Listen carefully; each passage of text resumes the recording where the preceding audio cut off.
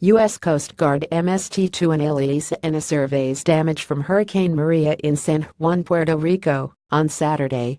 Joe Getty images the paucity of coverage and attention paid to Puerto Rico following the devastation of Hurricane Maria, as noted in the September 22 editorial. Don't forget Puerto Rico demonstrates a concerning lack of compassion for our fellow citizens. Even more appalling is the near-total news blackout on the destruction experienced by our fellow Americans in the U.S. Virgin Islands.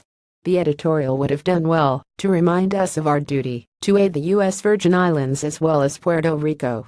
I'm a former executive director of the Association of State and Territorial Health Officials, and I have met Kenneth Mapai, Governor of the U.S. Virgin Islands, and Michelle Davis, the island's Secretary of Health. Both are capable of the near impossible.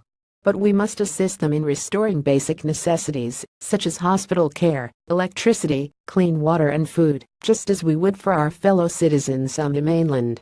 Storms end after days, but the recovery and rebuilding of basic necessities in Puerto Rico and the U.S. Virgin Islands could take months to years.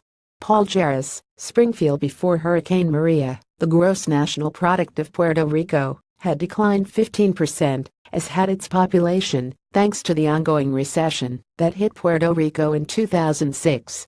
This translates into a dramatic reduction in economic activity in the already cash-strapped territory. 58% of Puerto Rican children live in poverty. Hurricane Maria has devastated Puerto Rico, which now looks like a war zone. Those with the least will suffer the most.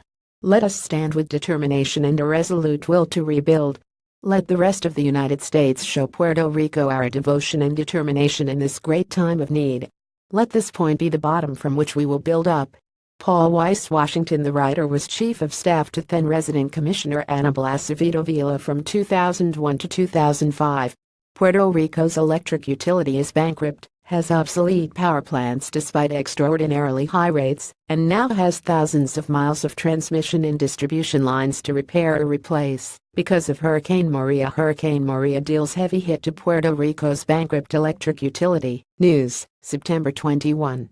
This crisis offers a unique opportunity for the federal government to fund and private industry to build a 1 million customer renewable solar and wind energy system with distributed energy generation and storm-hardened microgrids for the mountainous and heavily forested areas difficult to access by truck. Such a project also could prove the feasibility of mass energy storage. Any fossil-fueled power plants that weren't destroyed by Maria could provide backup power for the occasional cloudy and wind-free day.